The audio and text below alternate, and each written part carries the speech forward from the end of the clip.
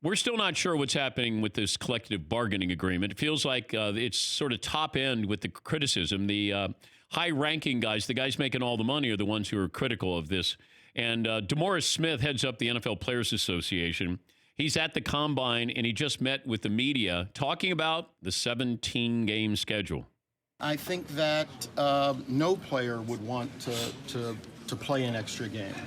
And that's why it's been such a long, torture process of talking about it. But, I think you went on the road with us to visit a team. That's a conversation that I had with every team, that the league was conditioning an early deal on the 17th game. And that was a part of the package for an early deal.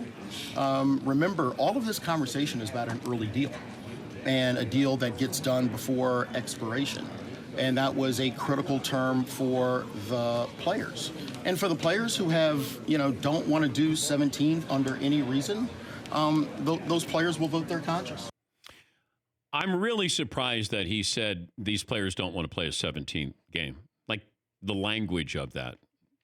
He's not softening it by saying, look, well, this will become the norm, 17-game schedule, and teams will get their players ready. The players will get themselves ready for an extra game. If I'm an NFL player, I don't want to play a 17th game. Even if I'm the second-string linebacker, offensive lineman, there's no reason to add a 17th game other than greed. That's it. So neither side can go, hey, we're worried about your safety. You're not worried about our safety. It's 17 games. This is about money. The owners want it. And if I'm the players, this is your only leverage point. This is it. And I don't know if they played their hand correctly. But, hey, we got to get that early deal. If we're going to have this early deal, we have to have a 17-game schedule. Okay. Why not let this drag out a little bit? Maybe put a little more pressure on the owners, because the owners want to get a TV deal done. They can't get the TV deal done until they get this deal done. Because are we going to have another wild card game? Are we going to have a 17th game? Like that, those are big things. And it feels like the players need to be more into a longer game than the short game. If the owners want a deal done, I don't want that deal if I'm a player. And it feels like the owners are all in on this. Yes, I wonder if you'll start to see an uptick in players benching themselves for a game. Well, you could say a healthy scratch, or we might have load management in the NFL. I really believe that. If there's 17 games, if I'm a coach or a GM and I don't necessarily need you, then I would sit you down. And how many times do we see some of these elite teams where week 15 and 16 don't matter? Now, if I have to play a 17th game, maybe I play in week 15. I don't play in 16 and 17. Or I don't play in 16, but I play in 17. I think you're going to have load management here with some of these star players. And you'll notice the star players are the ones who don't like this deal. But I go back to, if the owners think it's great, then I don't think it's great. The owners want to get this done.